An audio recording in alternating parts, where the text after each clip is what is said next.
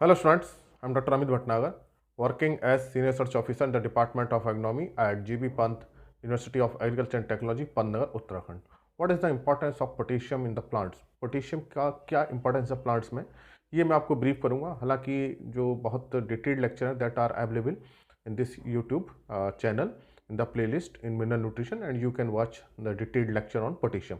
लेकिन ब्रीफ में मैं आपको बताऊंगा कि what is the important, why we have to apply potassium if we want to get the more yield. अगर हमको अच्छी ईल्ड लेनी है प्लांट्स की तो हमें पोटेशियम अप्लाई करना पड़ेगा। तो जो फंक्शन है पोटेशियम के वो क्या है?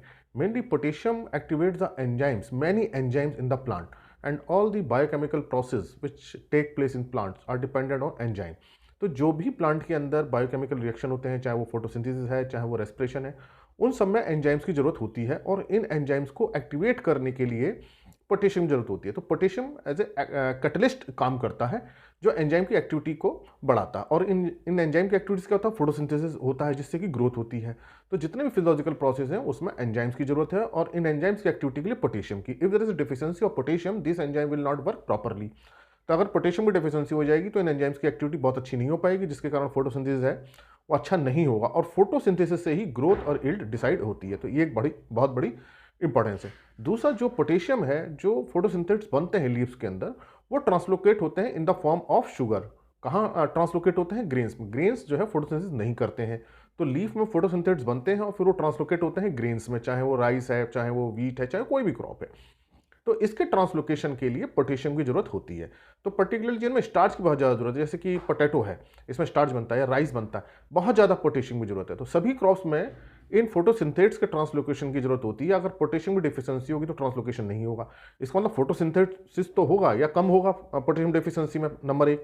नंबर दो, उनका ट्रांसलोकेशन नहीं हो पा रहा है, कम ट्रांसलोकेशन हो रहा है, तो उससे क्या हो जाएगा? ग्रेन साइज हो कम हो जाएगा, तो ग्रेन का रहेगा छोटा रहेगा, तो ग्रोथ अच्छी हो सकती है लेकिन ट्रांसलोकेशन पुअर हो जाएगा, तो उस कारण से ग्रेन ईल्ड अच्छी नहीं मिलेगी। तो ये दूसरा एक कारण है कि हमें पोटेशियम क्यों अप्लाई करना चाहिए।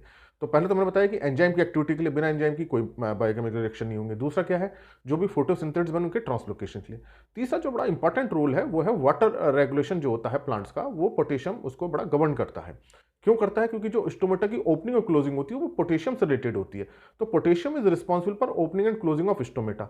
अगर देखिए स्टोमेटा और ओपनिंग और क्लोजिंग क्या कर रही है? वाटर को मेंटेन करती है। तो स्टोमेटा क्लोज हो जाते हैं अगर ट्रांसपिरेशन ज़्यादा हो रहा है, तो ट्रांसपिरेशन को चेक करने के लिए इसका स्टोमेटा का बंद होना जरूरी है। और ये ओपनिंग और क्लोजिंग जो होती है ये पोटेशियम से होती है। तो जो हम कह सकते हैं opening and closing of stomata is regulated by potassium. तो रेनफेड क्रॉप्स में या ड्राई लैंड सिचुएशन में जहाँ वाटर की डेफिशिएंसी है वहाँ वाटर रेगुलेशन के लिए प्लांट्स के पोटेशियम होना बहुत जरूरी है। तो यहाँ पोटेशियम का बहुत इंपॉर्टेंट रोल है water regulation inside the plant.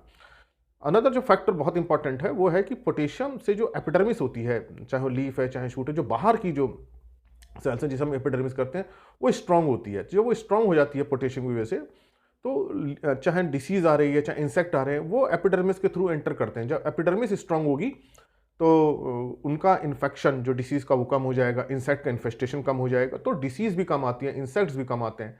तीसरा हार्डीनेस देता है। तो हार्डीनेस जब आती है पोटेशियम से टिश्यूज़ में, इसमें एपिडर्मिस में, तो लॉजिंग भी कम होती है। तो ये एक बहुत बड़े रीजंस हैं कि पोटेशियम का बहुत इंपॉर्टेंट रोल है। और generally farmers avoid this potassium application. Generally they apply nitrogen और phosphorus, like they apply only urea, तो यूरिया से केवल नाइट्रोजन मिल रहा है। दे अप्लाई डाइअमोनियम फास्फेट, जिसको डाया कहते हैं, तो डाइअमोनियम फास्फेट से केवल अमोनियम, ये नाइट्रोजन और फास्फोरस मिलता है, पोटेशियम नहीं मिलता। तो दे ignore the potassium, that's why productivity is not high. तो जब पोटेशियम नहीं देंगे तो देखिए क्या, फोटोसिंथेसिस कम होगा, उसका ट्रांसलोकेशन भी कम होगा, वाटर रेगुलेशन भी कम होगा, डिसीज भी ज़्यादा आएंगे, इंसेक्ट भी ज़्यादा लगेंगे, प्लांट की ग्रोथ भी नहीं होगी। तो पोटेशियम का एप्लीकेशन इसलिए बहुत ज़्यादा जरूरी है। तो फार्मर्स को या जरूर डालना चाहिए ये पोटेशियम फर्टिलाइजर। जैसे कि आजकल एनपीके फर्टिलाइजर इज अवेलेबल, कई फॉर्म में अवेलेबल है NPK fertiliser. MOP is available, muriate of potash. Potassium sulphate is available, potassium sulphate को यूज़ करना चाहिए। तो अगर ये पोटेशियम फर्टिलाइजर डालते हैं तो अच्छी ग्रोथ और यील्ड मिल सकती है। तो लेकिन फार्मर्स इसको इग्नोर करते हैं। दिस इज द रीज़न कि नाइट्रोजन और फास्फोरस और दूसरे न्यूट्रिएंट्स देने के बावजूद भी यील्ड नहीं आती है। That's why farmer should apply potassic fertiliser either through NPK fertiliser, जो 12-32-16 बहुत कॉमन है, बहुत कॉमन फर्टिलाइजर, इसमें नाइट्रोजन भी है, फास्फोरस भी, पोटाश भी है, या एमओपी म्यूरेट ऑफ पोटाश का यूज़ करना चाहिए। तो अगर फार्मर पोटेशियम को यूज़ नहीं करेंगे तो उनको अच्छी ग्रोथ और यील्ड नहीं मिलेगी। और पोटेशियम से ही जो है मैंने जैसे बताया कि फोटोसिंथेसिस ट्रांसलोकेट होते हैं ग्रेन्स में, तो ग्रेन का साइज बढ़ता है, ग्रेन्स मोटे होते हैं, चमक भी बढ़ती है, तो ईल्ड इस कारण से बढ़ती है, क्योंकि फोटोसिंथेसिस ट्रांसलोकेट हो जाते हैं ग्रेन्स में, और ग्रेन ही ईल्ड होती है, इकोनॉमिक ईल्ड। तो इस कारण से पोटेशियम का बहुत इंपॉर्टेंट रोल है एंजाइम एक्टिवेशन में, ट्रांसलोकेशन में शुगर के, वाटर रेगुलेशन में, डिसीज इन्फेक्शन को कम करने में, इंसेक्ट के इन्फेस्टेशन को कम करने में, और लॉजिंग को प्रिवेंट करने में। तो that's why potassium is very important for the plant, and we should apply the potassium fertilizer to get the maximum yield and productivity. Thank you very much.